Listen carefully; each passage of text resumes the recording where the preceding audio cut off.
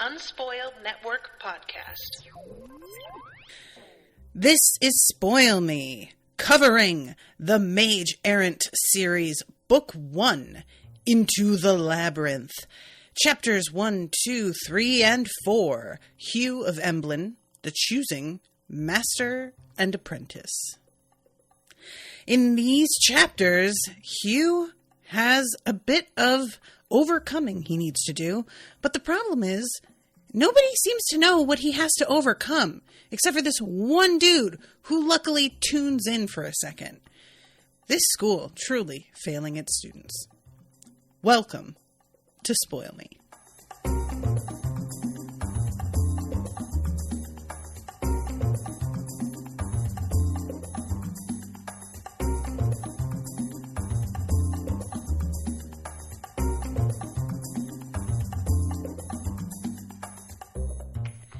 Welcome to the show, everyone. I am Natasha. Thank you so much to Dan for commissioning this episode. Dan is here in the chat. Hi, Dan. And Dan has also commissioned the second book in the series, so have no fear, folks. We are definitely going to be getting through some of these. And I am really interested in this because Dan presented this series to me in a DM on Discord and was talking about how the author of this and Will White, the author of Cradle, are friends. And I can't remember, Dan, which of these books came first. I know I could have looked this up, but I hate looking things up relating to something I'm covering because you can get spoiled in the most unlikely of places, so I just don't like to risk it. But there are definitely some parallels going on here with Hugh's situation and Lyndon's situation.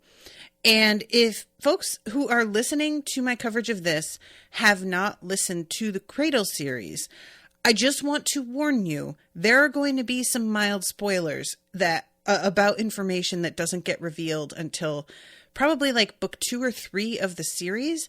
And I'm not going to give major, like totally shattering spoilers, but I want you to be prepared. So the Cradle series is excellent. Highly recommend that you read it. If you don't want to be spoiled, go read it. You will tear through it in like a week.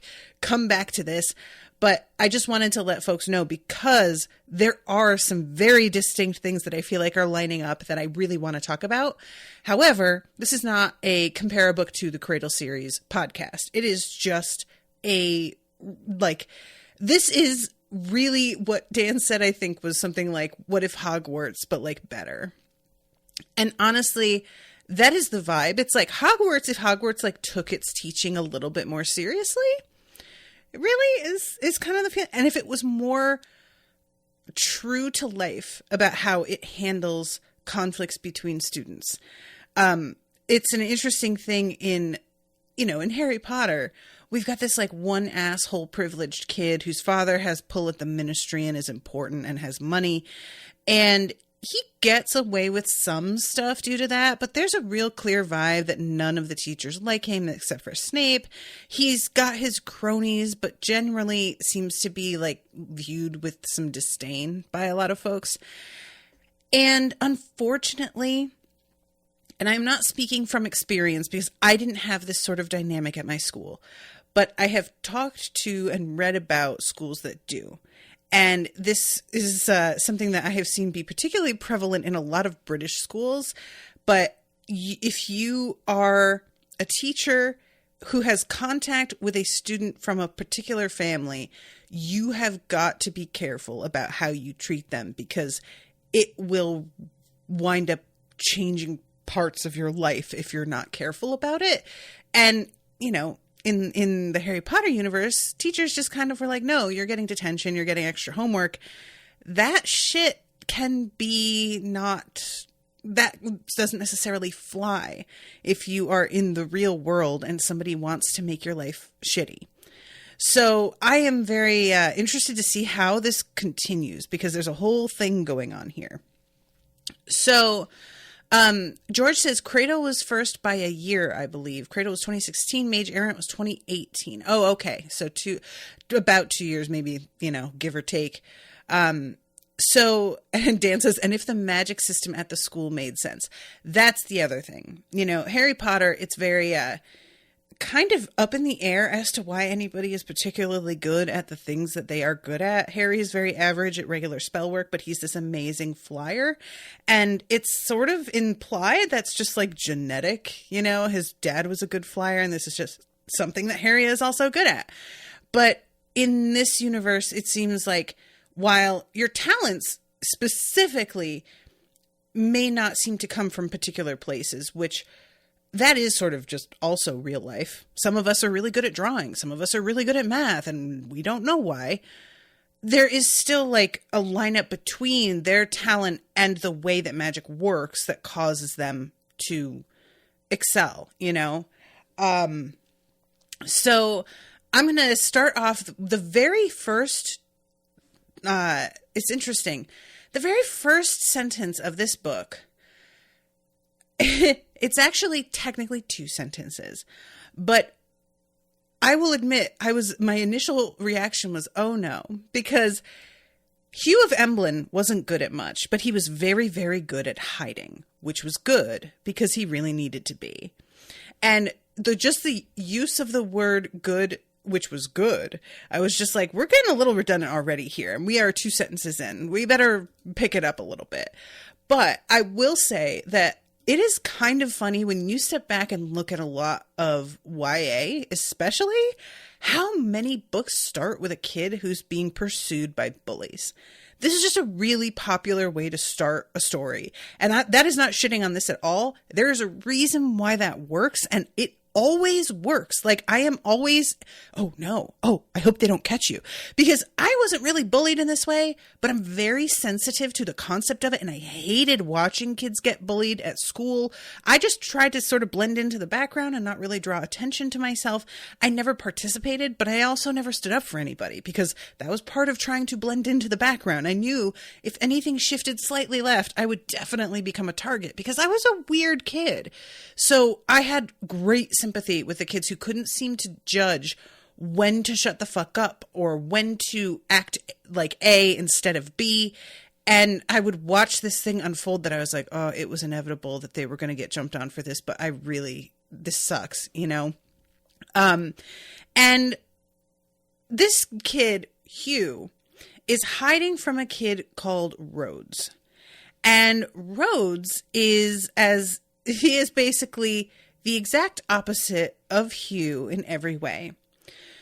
Tall where Hugh was short, muscular where Hugh was skinny, handsome where Hugh was forgettable, nobility where Hugh was the son of merchants, blue-eyed to Hugh's brown eyes, blonde to Hugh's dark hair, and a far, far better mage than Hugh had any hope of being. Even Rhodes' white uniform was clearly custom-tailored to him, unlike Hugh's poorly fitting off-white uniform from the Academy's supplies.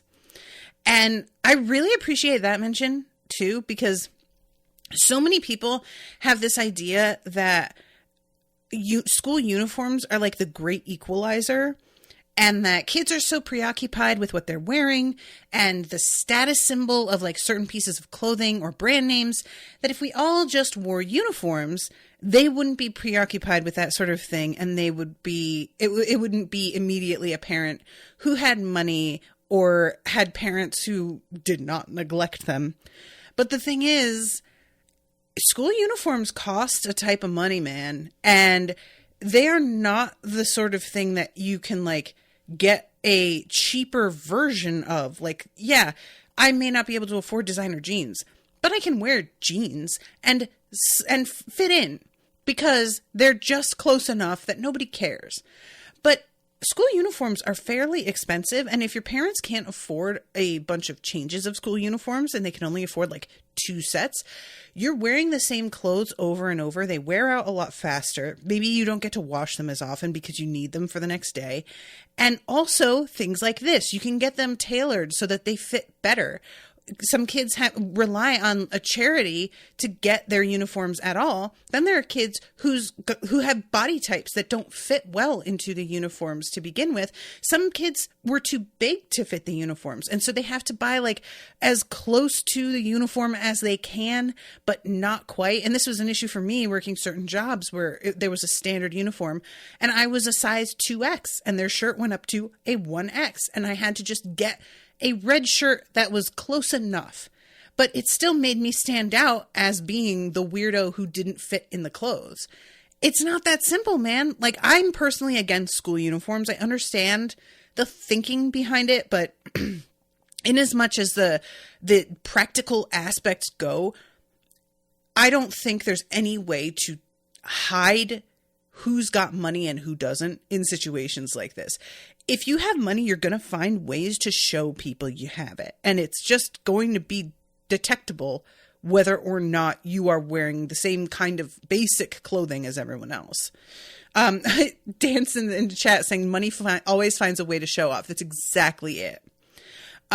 So they keep calling him a sheep herder. And we find out later that the area he is from, Emblem, is kind of considered all sheep herders, even though that's clearly not true. And it's also an area where being a mage is like looked down on. So the fact that Hugh is here at this school is a bit of a mark of shame for his family. And it's sort of like questioned, like, I thought he was from a good family. I can't believe they turned out a mage. What we wind up finding out later is that Emblem has the same number of potential mages living there, but the actual available mana that you can process in your body to become magic is way, way lower for reasons that they are still like trying to figure out, or at least that we haven't been informed of in the book so far. And so there are like a lot of folks who, if they were born anywhere else, would be mages. They just happen to be born in an area where it's not easy to like manifest the talents that make it obvious you can do this.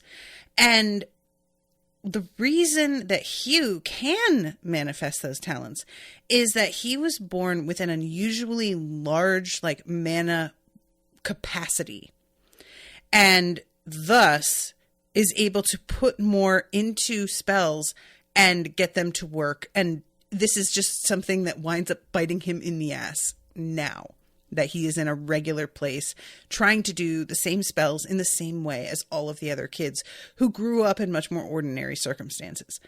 And obviously, if those of you who have read the Cradle series are going to know what I'm making this comparison to. Sacred Valley. It's a really similar thing where everything in this area has been suppressed purposely. Now, we don't know whether or not that's the case here, if it's like a deliberate thing that has cut off, but there is a mention of how everybody in Emblem like brags about how they don't have mages anymore because they drove them out. And I'm just sort of wondering if mages weren't like, well, if you don't want us, then I guess you just don't need any of this anymore. And they just did something to the area. So yeah, this winds up being something that like a teacher who's actually paying attention figures out, but evidently nobody else has like bothered looking into this at all. And there is an accepted, I don't know, I guess like tenet. I don't know if that's the word I want, but everyone just knows that no mages come from Emblem. That just doesn't happen. So him coming from there is already really weird. And nobody is questioning why that is. And if he is an obvious exception to that rule, what that might mean and why he isn't particularly good at this. Like, it just seems like they're all assuming, well, if you're from Emblem, I keep wanting to say emblem, like, you know what I'm saying? If you're from Emblem and you are a mage when none of them usually come from there, it makes sense that you're bad at it because y'all don't make mages to begin with. So of course you probably would be an inferior mage just inherently, which just the amount of like assuming that goes into hand-waving what's happening to him here is very infuriating. But again, also feels really true. That is sort of how people operate. So Hugh, he has started kicking Rhodes has started kicking Hugh while he's down. Somebody intervenes, and we don't see who it is until after Rhodes takes off. There's a teacher here, a librarian, and he basically tells Rhodes to kick rocks. But I do appreciate how Hugh is like wincing, because Rhodes was always worse for days after the rare occasions a teacher or other mage interfered. I really appreciate that as well. You know, like, this is not to say that I don't think adults should interfere with bullies. Of course they should, like bare minimum. But adults who think I interfered and I haven't seen him do anything, so I think it's over. Don't fool yourself, man. They're just finding ways to torture this kid in such a way that you won't see it, or that he can't specifically point out anything that's being done. That's what's so annoying about bullying, is that it takes really different forms. And there's things like this where a kid's just getting straight up beat up, you know, and that's a very obvious and direct thing. But there's a lot of ways to bully. And some of those ways, kids are very sly and they know exactly where to stop, so that if somebody were to complain, it makes them look like a tattletale or a baby, or it's the sort of thing that just doesn't sound that bad when you talk about it secondhand, but when you're experiencing it, it just causes this like low level constant anxiety that bothers you throughout the day. I just hate this for him. And Rhodes is so like, the way he's zeroing in on this kid, it doesn't feel like he is necessarily like this with anybody else. I'm not saying that doesn't happen, because Rhodes strikes me as probably just a bully to most people, but it seems like there is something about Hugh, whether it's where he's from or the fact that he just is not good in class, and if he weren't from Emblem, it wouldn't matter. It would still be that he sucks. Something about the weakness that Rhodes perceives in him is really drawing Rhodes' attention. And it makes me really curious, because that is a thing with predators. They will zero in on someone because they sense a weakness. But what does this look like once Rhodes has got some more skills under his belt? Because he winds up getting in this position with a teacher that I'm not excited about. So this librarian, after he saves Hugh and Rhodes goes away, he's like, do you think I should report them? Like, what do you want me to do? He asks, which I do appreciate. And Hugh basically says, there's no point. His uncle is the king of Highvale, and he's the most promising mage in our year. All the teachers just stand to gain by staying on his good side. None of them are going to stick their heads out for me. And the teacher looks at him for a little bit and then is like, all right, well, and then says, next time, try hiding in the stacks instead of the main law section. Much better hiding spots, plus the reading material is much more interesting. He looked like he wanted to say more, but turned and left. And eventually, Hugh does take his advice and finds like an abandoned room, which I have to imagine this teacher knew was there and was thinking about specifically saying, and then just decided to let him find it on his own and not inform him of it specifically, which I think is the smart way to go. Like, you want this kid to have the security of believing that he is somewhere nobody at all will find him. If a teacher has made it clear he knows this place is here, I don't think Hugh moves into it the way that he winds up doing. So this is when he goes to class and they're trying to light sticks on fire. And it's super basic. It's like, Wingardium Leviosa kind of thing. And he can't do it. And the teacher, who is genuinely trying to help, puts him on the spot in front of the entire class, who is watching him and only him trying to do this thing that everyone else has been able to do without a problem. And it's so painful to read. Like, I get that this teacher is trying to help, but I just want them to step back for a split second and think for any amount of time at all about what it's like to be scrutinized by a room full of people while you attempt something they have all done and you can't do. It doesn't feel like it should take that big of a leap to realize how incredibly uncomfortable that is. Like, that's a nightmare, And he is like doing what he is told, and it says, channel your Madra, and he is doing it correctly. And then it says the stick jerked out of his hand and smacked him in the forehead. The whole class burst into laughter. The teacher made Hugh try 6 more times in front of the class before she finally gave up. And it makes sense once you find out that he is using way too much mana to do this simple spell. He probably, that is why it like jumped out of his hand and hit him in the head. And I just really it's so frustrating to know how basic the issue is that he's having and that he's being put through this, Brain Case in the chat just wrote Madra. I guess I've been calling it Madra instead of mana. My bad. That's a cradle term for those who don't know what I'm talking about. He says, you're going to call this kid Lyndon at some point. I may. He doesn't feel like Lyndon, though. He doesn't have the personality the same way. It's a very different vibe. I just feel so like there is nothing worse to me than being really bad at something and surrounded by people who view you with contempt. And this is part of my issue, obviously. I have an issue with failure, not being good at stuff, perfectionism, all of that. But I have worked jobs where I was just not catching on.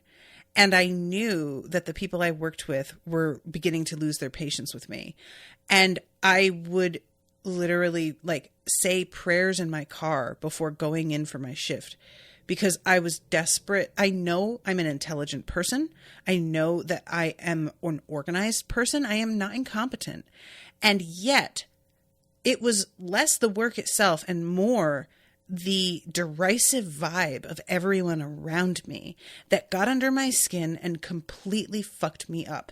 And things that I would be able to do perfectly adequately at home, privately, once I got into the kitchen with these people, I couldn't do it. And it was like a slow motion nightmare to watch myself make these mistakes that I never made at home.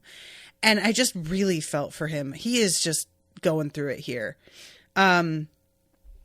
So this is when we find out about the choosing, which is a series of different masters in certain areas who take on apprentices from the student body.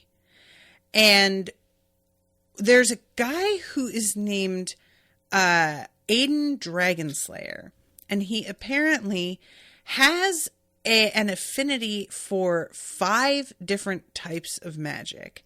And apparently that is almost unheard of. Just so incredibly rare. Most people have 1, sometimes 2. 2 is fairly common. But there are occasionally people with 3, which is pretty unusual. 4, extremely unusual. 5 is bonkers. That shit's out of pocket. And just the entire direction that this goes in, that some people can do 1, 2, up to 5. I'm curious if we're going to find out more about why some people can and others can't. If there's any really specific reasoning behind that, or if it is just a matter of chance and the way you're born. So the chapter ends with Hugh going to his room and intending to just get a breather from the fucking stress of the day. And he opens his door, and Rhodes and his friends have broken in and absolutely destroyed the place. Somebody even like pissed on his mattress. And he is just moved to tears here because the one thing that he has been very good at is warding. Even though he's not good at the other spells, his wards have been particularly excellent. And if Rhodes was able to get past them this easily, what Hugh is theorizing is that Rhodes probably went to a teacher and got like special tutoring about getting past certain wards just so that he can bust into this kid's room and fuck up his stuff. And honestly, this moment is just so if he didn't even have the privacy of his own room, Hugh felt like he'd go insane. He had nothing else. He didn't have any friends. No one from Emblem ever wrote him, ashamed that a family of good Emblem stock could have a mage in it. He'd been rushed off to Skyhold almost the instant his mage gifts became apparent. It was worth it to his family to hide their shame, not that they'd ever had any pride in him in the first place. And I was like, damn, what's that about now? And he just sinks down like on the floor and just starts crying. And that's how the chapter ends. And yeah, invading your space, like a bully, the one thing that most of us can say when we were growing up, at least if you're, my age or within a few years, is you could go home and get away from somebody. But we live in an age now where online bullying is such a thing that's no guarantee either. And then if you are in this situation where you are like sharing at least a building, forget it. Just rude and unfair. I hate this for him. So, chapter 2, the choosing. And this is when he is beginning to like go through the stacks, and we find out that like most of the classrooms at this school don't even have windows. So there's a spot where he finds a window in the library and is just like gazing out and really excited to see the sky. And I was like, that sucks. Like, that feels like a real oversight. Why? Is there a reason for that? Like, magically speaking, I don't know. And we get a little bit of a mention here of the like sort of wilderness area that has a lot of monsters in it, which I have to assume we are going to be getting a little bit more of eventually. So he is able to find this like abandoned room that I had almost wondered if this was a room of requirement type of thing that like manifested because Hugh needed a place to be alone. And it may as well have, even if that's not actually what happened, but it just feels to me like probably the librarian knew what he needed. So he makes a sort of living space here. He can't fit like he can't bring a bed, but he can put blankets down and sleep in a sort of nest like that. And he drags a chair up, puts new wards up, and he sleeps and misses the morning classes. And over the next few days, Hugh fell into a new pattern. He scrounged the stacks for old sacks, discarded papers, and the like, eventually managing to construct a crude but comfortable mattress. The ruined school uniforms were surprisingly easy to get replacements for. Students were expected to ruin quite a few uniforms while learning magic. The stacks had their own bathrooms. They weren't as nice as the restrooms in the student halls, but they still had the same running water, a luxury that Hugh hadn't known back in Emblem. And even if there weren't showers, he could still get clean enough using rags and the sinks. And honestly, he's making the best of it. I can't help but admire how he's just like, I'm going to adapt to the situation. And what I was doing wasn't working for me. It was no longer safe. I'm going to find another place. Like, that is just the smart thing to do. And he is able to do enough light spells that he can make things like livable. So then we find out about these origami golems. Y'all, this sounds so dope. Many of the librarians were paper mages and crafted folded paper golems to accomplish a wide variety of tasks. Paper cranes and miniature paper dragons were folded up messages that would unfold themselves upon reaching the receiver of the message. Knee-high paper monkeys were regularly sent down into the stacks to retrieve books. Hugh helped more than a few of them retrieve a difficult book from the stack shelves. Surprisingly, none of the faculty seemed to notice his disappearance from his dormitory room. Or maybe it wasn't surprising given how little they expected of him. And I'm still sort of wondering about that. Like, is there something being done to keep it unnoticed that he isn't in his room? I don't know how they track that, But when I went to boarding school, we had a house mother basically who went through down the halls, opened every room, and you had to be in her sight line and, wave to her and have a brief conversation, and then she would move on to the next room just to check that you were where you were supposed to be. And maybe they don't do that here, or if they do, somebody is sort of covering that for him. Who knows? But these golems just sound really cool. And paper mage, I'm into it. I like this idea a lot. Like, that feels like something that I might have a bit of an affinity for personally. I am just obsessed with stationary stuff to begin with. It just feels like, I'm into it. And he runs into the librarian that saved his ass a couple times, but that librarian does not speak to him, just kind of gives him looks a few times. The day of the choosing came at midwinter, just under a month after Hugh had moved into his little library room. And the thing is here that everybody who is being chosen to be an apprentice is really hoping to be picked by somebody who is sort of like a badass and famous in some way, unless that's not what folks want for themselves, like for what kind of mage they would like to be. But for most of these kids, there's a real like pursuit of glamour vibe going on, and the Dragon Slayer guy is the one that most folks seem to be really, really hopeful they're going to get chosen by. And he doesn't take apprentices, apparently. I don't think they say ever.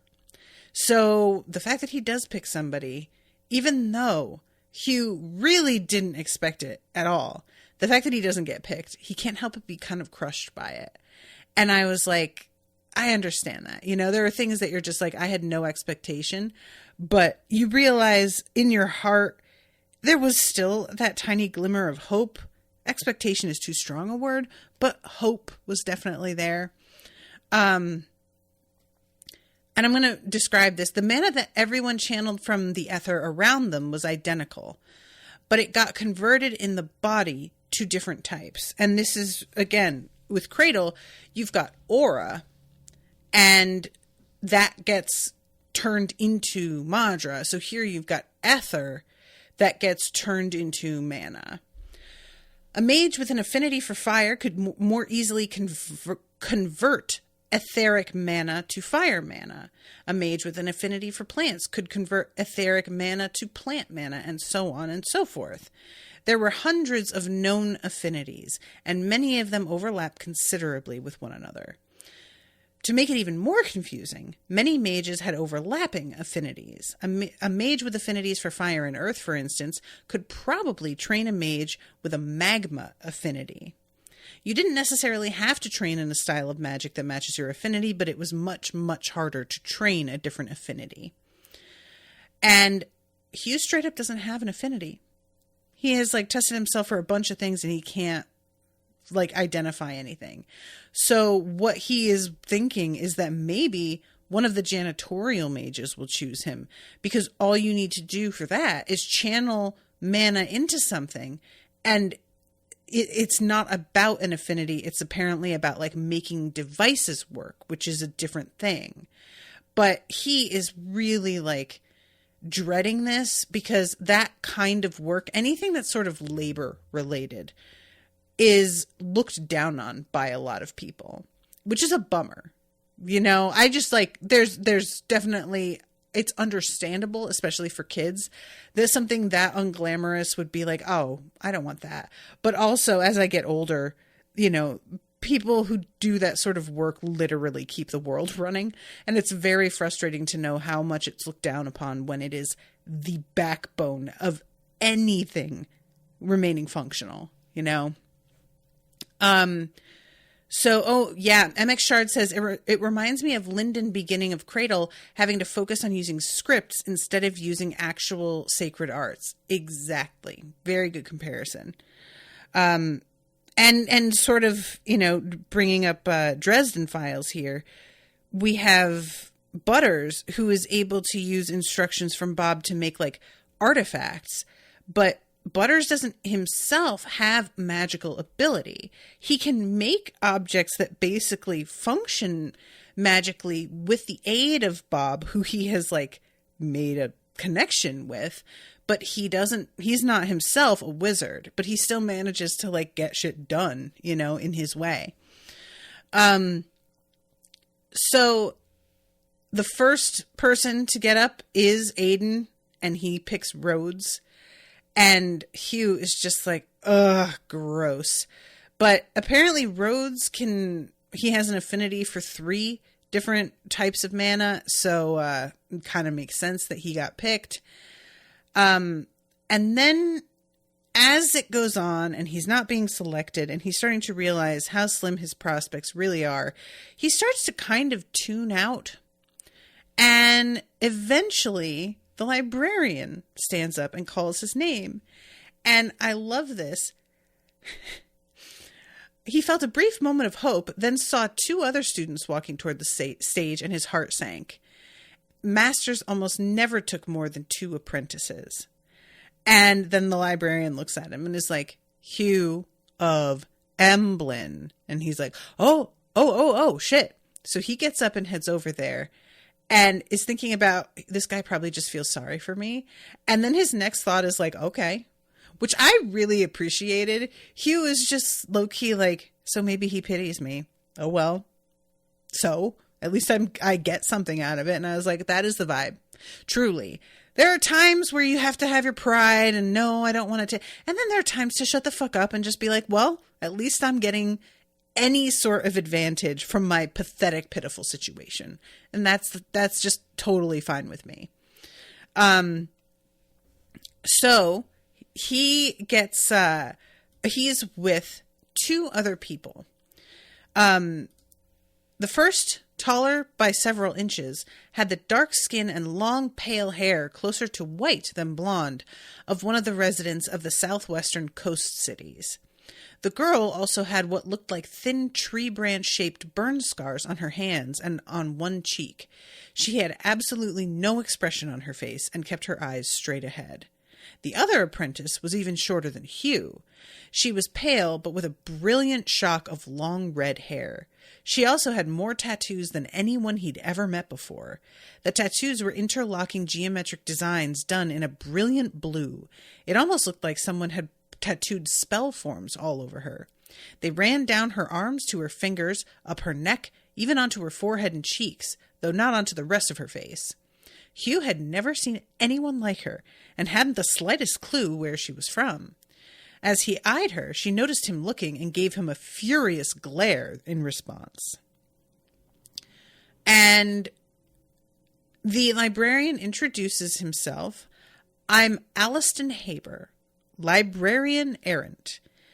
In case you didn't catch each other's names, this is Hugh. The tall young woman is Sabe. Our heavily tattooed friend is Talia. And Talia says, I'm not your friend. And Hugh is just like, God damn, okay. So when they finally have a moment, they stop. She says, "What do you want with an absolutely useless mage?" And I made the exact same assumption that Hugh makes, which is to say that she is insulted at being taken by the same master as Hugh. When Hugh sucks so bad, and it's commonly known that he sucks, she's just taking it as a slight. And then Allison says, "You're not useless, Talia." And she's like, "Nobody could make anything of me in my clan. I should have been a war mage, and I'm a useless mess." And Hugh is like, wait, hold on, what? And Allison then is like, "All right, dude, look, stop talking. I need to tell you guys something. Magic is not what they are teaching you here. The academy is fucking up. And as time goes on, they expect all of their students to handle magic the same way.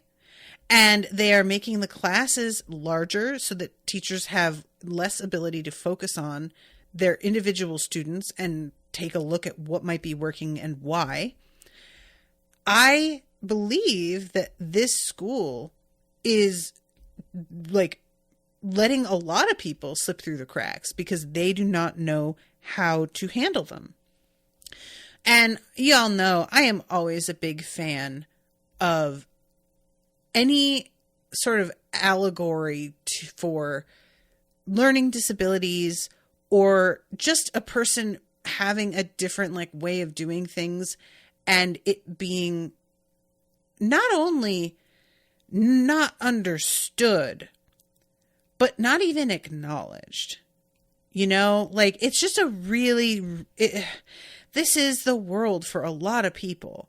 And I think many of us, as we've gotten older, especially now that the internet has made it possible to share our experiences, we're beginning to realize that some of the issues that we had in school were not because we were bad kids or stupid. It was because the way things were taught to us wasn't effective for the way our minds work. And especially those of us who are like neurodivergent were able to compensate and make it seem like we were getting by, but it was always a bit of like a panic and a last minute ditch effort to pull things together. Whereas it felt like other people were managing to do things the way they were expected to, with like just the instructions given to them, they could just follow. And the idea of having something like a learning disability, so many people, it was not discovered until they were like a lot older, or sometimes they were like assumed to have the wrong kind of learning disability.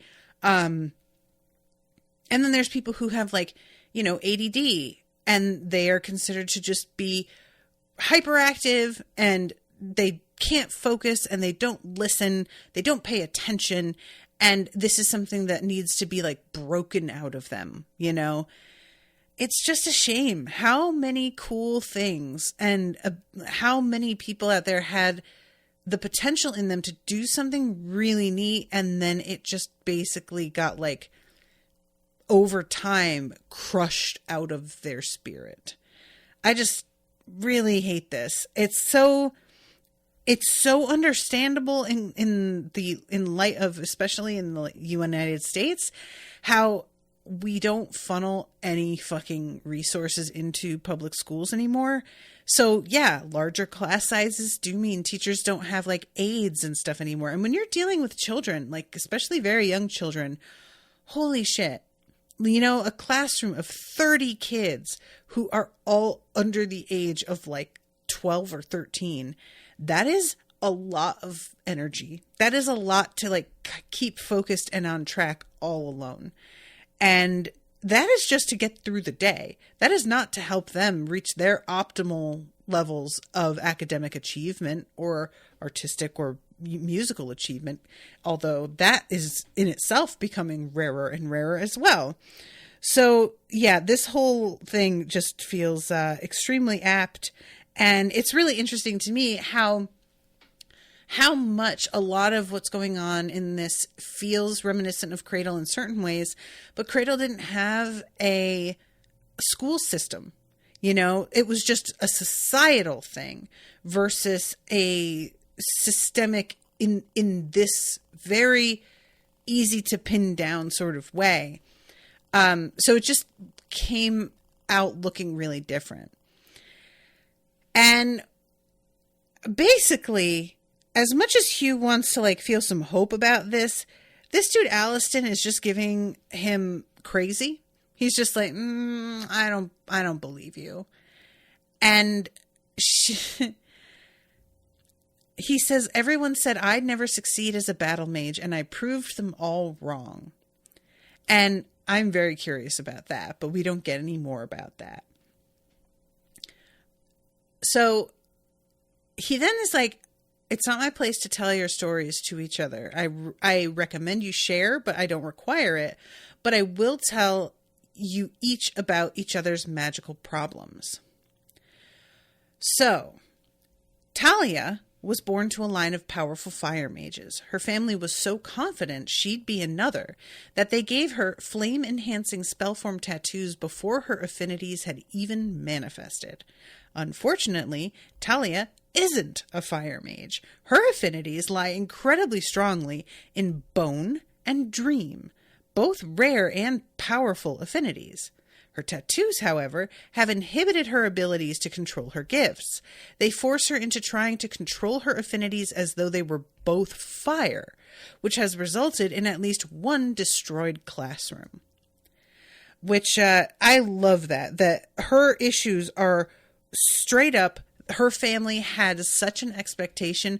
They literally tattooed it on her body as a child before she had manifested everything, which is a very literal interpretation of the expectations a lot of kids have on them. You know, it's just, this is so much of why I don't want to have children. It's like the kinds of mistakes that I hear about parents making, I could see myself making. I could definitely see myself doing that. Like, it's, you know, so I just feel so bad for her that this is like decided for her. And then everybody is just like, well, I guess you're a failure. Y'all gave her the wrong tool and taped it to her hand so that she couldn't put it down. And now you're mad at her? Like, really?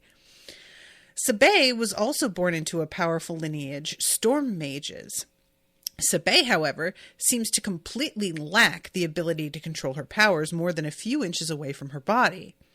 For many mages, that might not be a problem, but storm mages didn't do anything up close. Sabé, unusually, was also born with a fourth affinity. No. I wasn't going to share your story, Sabé merely, or that is part of my story, Master Alliston. And Hugh is like, a fourth affinity? A fourth? What the fuck? It genuinely like kind of, is that real? What? He hasn't even like met anybody with 4. The only other person that he's met with 5 was Aiden Dragonslayer. Like over triple is just very, very rare. And then Hugh.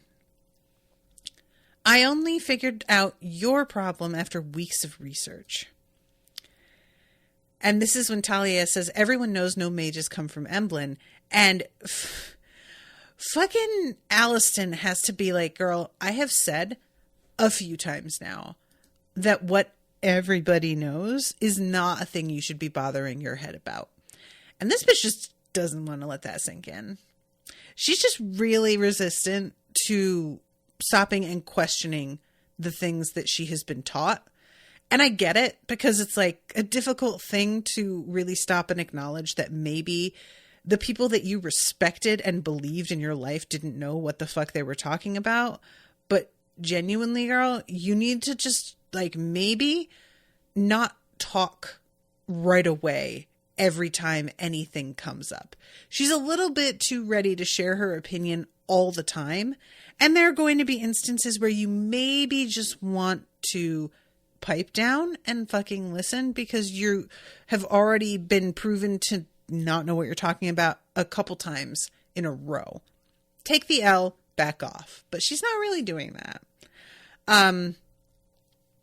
So it turns out Emblem is a mana desert, and it likely has as many potential mages as any other nation. They merely never learn to use their abilities.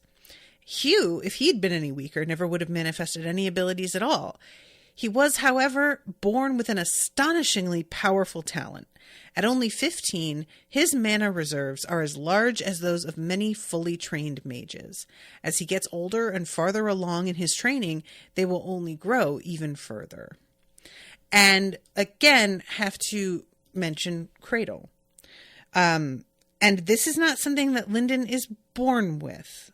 The way that Madra is stored in your core in the Cradle series is, it seems pretty standard person to person initially. Like it doesn't seem like there is a person who is born with just a bigger reserve than others. It depends on the practice of cycling that you use, how much room you can make. And he is given a cycling technique that is extremely difficult, but turns out to create some of the biggest Madra pools that anybody has ever seen. So it's really grueling and feels thankless in the moment, but it has huge benefits long term, and that is a major part of what makes him so talented later on, is that he has so much Madra to draw from. So he and Hugh, after some time passes, for Lyndon at least, are in a similar situation, weirdly. So it turns out, he says, you have many other oddities with magic. Your lack of affinities, not unknown, but rare. And then your skill with wards. I investigated all three of you extensively before I chose you. Your wards are better than those of many full mages. They dissuade those from wanting to cross them in the first place, can differentiate between targets. Wards are complex, difficult beasts to wrangle.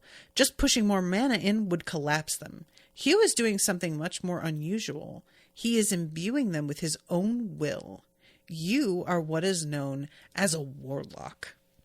And that's the end of chapter 3, and everybody believes that if you are a warlock, it means that you have made deals with demons, and it takes a little while for Alaston to convince his fellow apprentices that is not what's going on and that they can relax. A warlock is a specific type of mage who develops abilities by forming magical pacts with various powerful entities. Yes, a few warlocks sign contracts with demons for power, but they're very rare.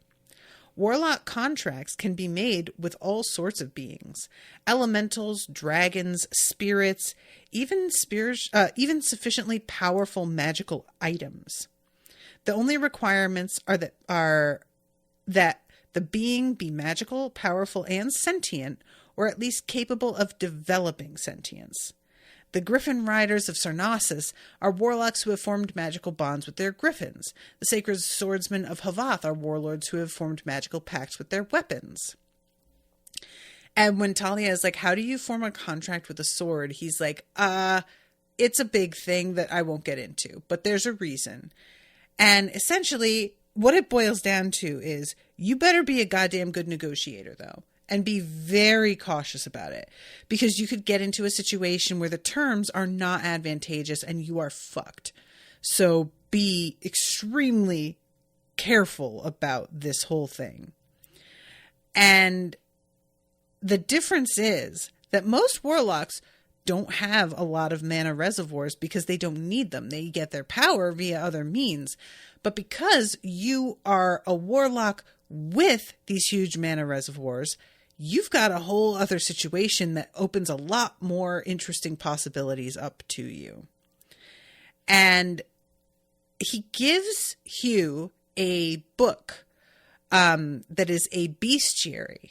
and tells him, look through this to start researching who you might be interested in making a magical contract with. And it's really fun because it's not like a book of, oh, these are griffins, these are unicorns, these are turtles, as the case may be. These are very specific magical creatures that are like famous and individuals and have simply lived forever. Like, you know,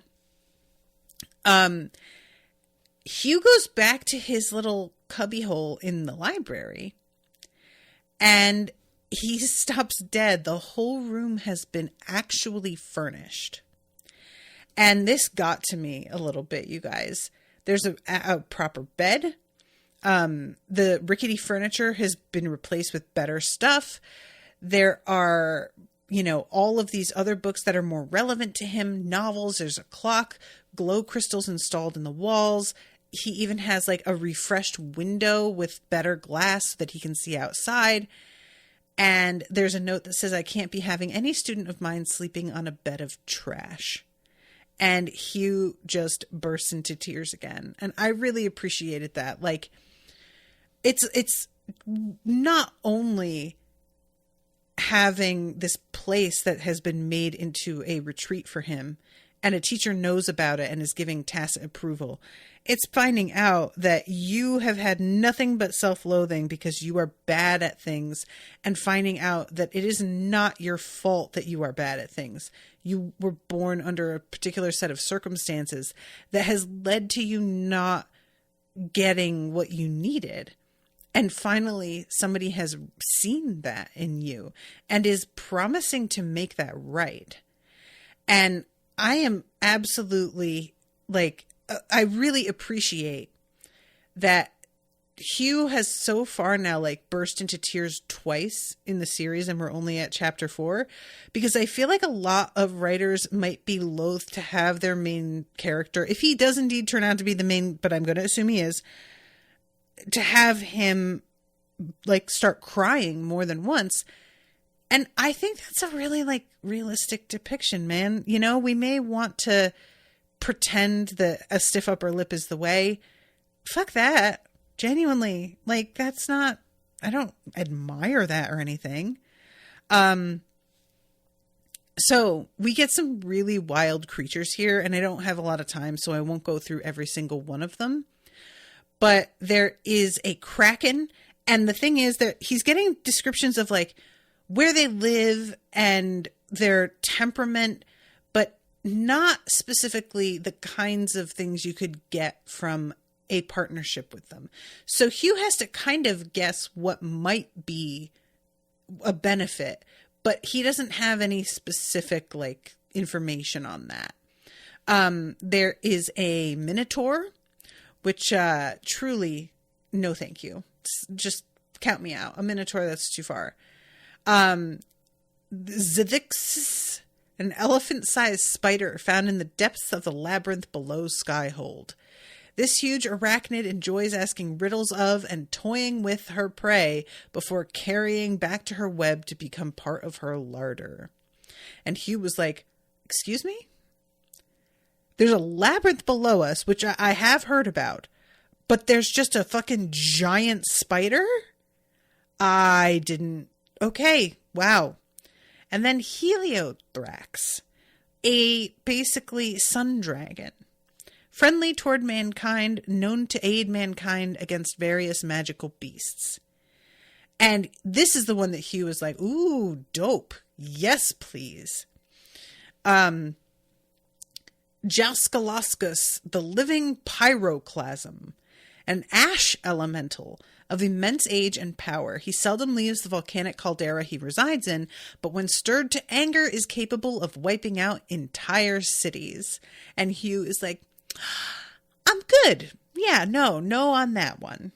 And then Karna Scythe, the newest queen of the Gorgons, only having held power for about a century and a half. Unlike most Gorgon queens of the past, she's proven willing to tolerate human visits to the labyrinth and even engage in trade with some humans. And I'm just like, I mean, I don't know. I feel like her reasons behind that may turn out to be a little bit sinister. I'm just, the fact that there's been like a whole no humans deal and then all of a sudden now it's okay to deal with her, I find suspicious, but maybe I'm just suspicious. Maybe that's just my problem. So that is the end of chapter 4.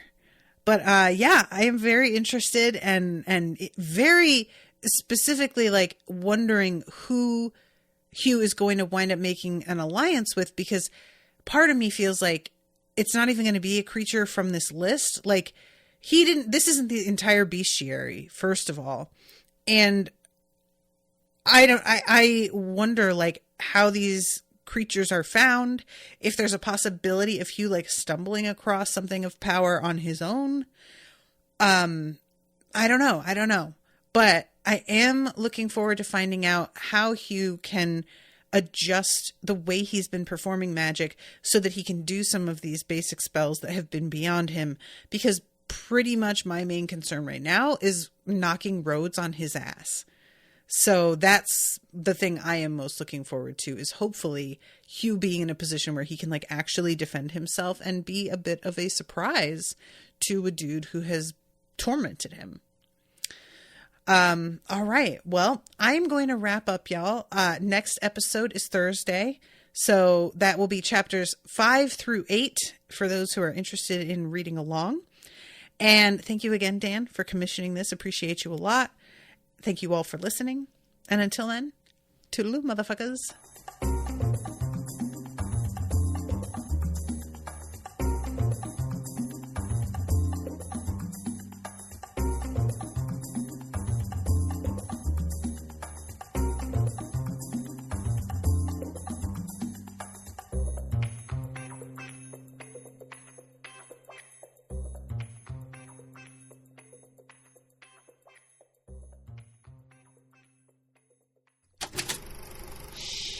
That was an Unspoiled Network podcast.